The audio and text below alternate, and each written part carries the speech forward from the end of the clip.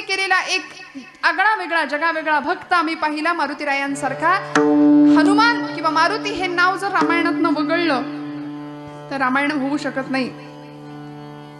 आणि म्हणून आपल्याला प्रसंग माहिती आहे, मी मुद्दाम सांगून पुढे जाते. ज्यावेळी राज्याभिषेकाचा प्रसंग होता, अयोध्येला सगळी मंडळी आली, रावण वध झाला, सर्व मंडळी अयोध्येला आली. आणि अयोध्येला आल्यानंतर सगळ्यांना प्रसाद देतायत आता प्रभू रामचंद्र, आहे की नाही. प्रसाद देत असताना भारतीय संस्कृतीमध्ये प्रसादाला खूप महत्व आहे बरं. प्रसाद तिथे कुणीही असू दे, कुणीही कितीही मोठ्या व्यवहारामध्ये असू दे, पण तिथे हात पुढेच करावा लागतो. बघू दे, येऊ दे प्रसादवाला माझ्यापर्यंत, मग मी हात पुढे करीन, असं नसतं. तिथे याचकाचीच भूमिका घ्यावी लागते. प्रसाद असतो प्रसन्नता. आणि भारतीय संस्कृतीमध्ये प्रसादाला महत्व आहे. भारतीय संस्कृतीच्या या सगळ्या नीतिमूल्यांना आम्ही किती बारकाईनं बघितलं पाहिजे मला सांगा. 2 वर्षाचा कोरोनाचा काळ गेला आणि त्या काळाने आम्हाला काही गोष्टी शिकवल्या. भारतीय संस्कृतीची महानता. आमची कॉलेजची पोरं विचारायची, कशाला ती देवाची आरती, कशाला तो प्रसाद. काही नाही, त्याबद्दल त्यांना श्रद्धा नाही. पण आपण कापराची आरती करतो ना, कर्पूर आरती करतो. कर्पूर आरतीवरून हात फिरवल्यानंतर मग हातामध्ये आम्ही प्रसाद घेतो, बरोबर ना. असंच करतो की उलट करता तुम्ही? नाही ना. आधी आरती घेतो आणि मग हातात प्रसाद घेतो. कापराच्या आरतीवरून हात फिरवल्यानंतर हाताचं आपसुकच सॅनिटायझेशन होतं, निर्जंतुकीकरण होतं. कापराचं महत्व आम्हाला कळलं. आणि मग स्वच्छ शुद्ध झालेल्या हातावर आम्ही प्रसाद घ्यायचा आहे. हे विज्ञान आहे भारतीय अध्यात्मातलं. आणि ते आम्हाला कळत नाही, म्हणून आम्ही हिंदू धर्माला, भारतीय अध्यात्माला नावं ठेवणाऱ्यांच्या संख्येमध्ये वाढ करत चाललोय दिवसेंदिवस. नको ती मंडळी येऊन बोलायला लागली. ज्यांनी बोलायची खरी गरज आहे ती मंडळी बोलतच नाहीयेत. ती मंडळी सगळी शांत आहेत.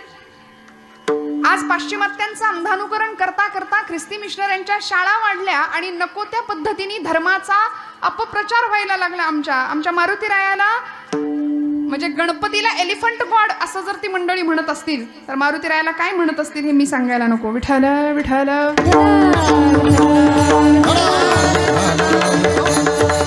आमच्या निष्ठा बोथट झाल्यात, आमच्या भावना, आमच्या संवेदना बोथट झाल्या.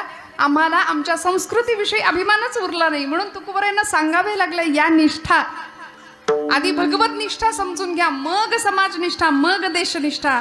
ज्यांनी तुम्हाला जन्म दिला, ज्यांनी आम्हाला निर्माण केलं, त्या भगवंताविषयी किती निष्ठाभावाने आम्ही कृतज्ञतेने राहिलो पाहिजे. दुर्दैवाने आम्ही त्याला विसरलो. आज कपाळाला कुंकू लाव असं जर आमच्या एखाद्या पोरीला सांगितलं, टिकली लाव, तर तिला राग येतो. केस बाई बांधून राहा, चांगले मोकळे सोडू नको केस, असं सांगितलं तर राग येतो. हातात एखादी बांगडी असू दे, हिंदू धर्मामध्ये जन्माला आलीस ना, हातामध्ये बांगडी असं सांगितलं तर राग येतो. का? कारण आम्ही सोफिस्टिकेटेड झालो, आम्ही सुशिक्षित झालो, आम्ही खूप पुढारलो. आणि याच्या मागे आमचं मूळ आम्ही सगळं हरवून बसलो. आमच्या निष्ठा बोथट झाल्या. तुकोबाराय आम्हाला ही निष्ठा सांगतात, भगवंता प्रतीची निष्ठा. मारुतीरायांची निष्ठा अशी विलक्षण होती की या प्रसंगामध्ये ज्यावेळी रामराय बसलेत सिंहासनावरती, शेजारी जानकी माता आहेत आणि आता प्रसाद द्यायचं चाललंय सगळ्यांना. सगळ्यांना खात्री होती की सगळ्यात पहिला प्रसाद कुणाला मिळणार? कुणाला मिळणार? मारुतीरायांना. जागे आहेत ना सगळे? मारुतीरायाला पहिला प्रसाद मिळणार, सगळ्यांना खात्री होती. पण नाही, लक्ष्मण महाराजांच्या हातामध्ये यादी होती. लक्ष्मणाने यादी वाचली. युवराज अंगद, राजे सुग्रीव, विभीषण, नळ, नीळ, जांबुवंत सगळे आले प्रसाद घ्यायला. सगळ्यांची मोठी रांग लागली.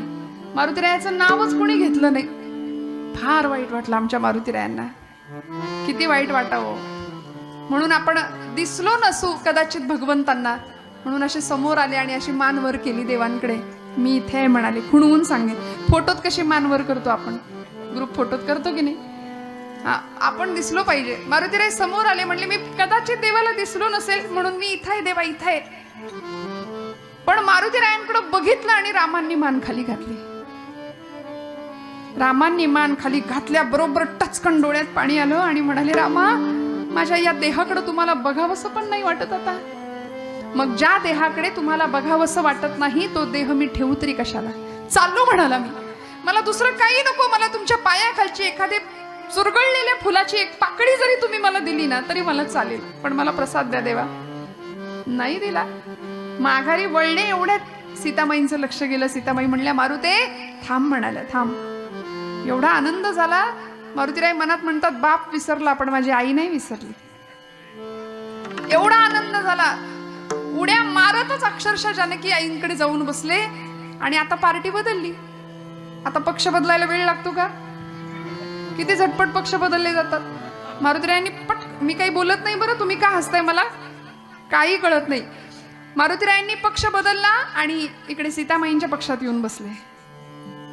आणि मारुतीरायांच्या मस्तकावरून असा हात फिरवला. सीतामाईंनी म्हणाल्या, मारुते किती कष्टलास, किती झिजलास आमच्यासाठी.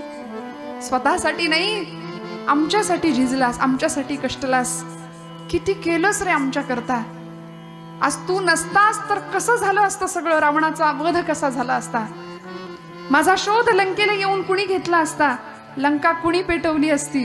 अहिरावणाच्या महिरावणाच्या तावडीतनं आम्हाला कुणी सोडवलं असतं. द्रोणागिरी कुणी उचलला असता. मारुते तू नसता तर काहीच शक्य नव्हतं. मारुते किती कष्टलास. हे बघ तुला मी प्रसाद देते. असं म्हणून आईसाहेबांनी गळ्यातला तो कंठा काढला. रत्न जडित पृथ्वी मुलाचा एक एक कंठा काढला आणि मारुतीरायांच्या हातात दिला. त्या कंठातनं सगळं समोरचं दृश्य दिसत होतं. राम सीता, कारण बरोबर हिरा होता तो. समोरचं दृश्य दिसायचं. एवढा आनंद झाला. म्हटले मला हेच हवं होतं. आई धावत बाहेर आनंदाने गेले. सीतामाई हळूच म्हणल्या, बघा असं कळावं लागतं तुम्हाला तर का आई. बहुतेक हे वाक्य तेव्हापासून नाही घराघरात. तुम्हाला का आई कळत नाही, गप्प बसा. आहे की नाही.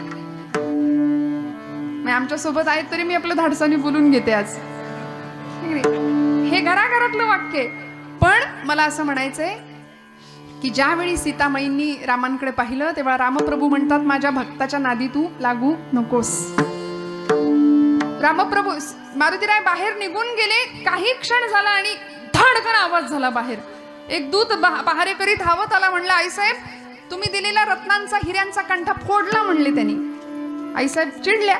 त्याला आत बोलावलं. म्हणाले, मारुते अरे का मी एवढं तुला दिलं, प्रसाद दिला आणि तू फोडून टाकलास. काय करू म्हणाला. आई माझा राम त्याच्यामध्ये नाहीये. माझा राम त्याच्यात नाही. राम नाही. एवढं राम राम करतो तुझ्यात तरी आहे का रे राम. तुझ्यात आहे राम. आणि मारुतीरायांनी या प्रसंगामध्ये छाती विदीर्ण केली आणि सगळ्या जगाला दर्शन दिले सीतामाईचं. म्हणाले, रामच काय आईसाहेब तुम्ही सुद्धा आहात म्हणाले. बघा तुकोबरायांचं गोड प्रमाण आहे. साठविला हरी जिही हृदय मंदिरी, त्यांची सरली येरझार झाला सफल व्यापार. निष्ठावान भक्ताला काय अनुभव मिळतो. हृदयामध्ये भगवंताला प्रतिष्ठित केलं, सगळे अवाक झाले. आता खरं तर हे कोड आमच्या जनाबाईंनी सुद्धा सोडवलंय बरं का. लोक म्हणतात हृदयात देवाला कसं बसवायचं निष्ठेनी. हृदयात देवाला कसं बसवायचं. ताई इथं आहेत आमच्या. मी आज मुद्दाम ऐकूनच जाणार आहे. मी तेवढ्यासाठी झाली आहे. धरिला पंढरीचा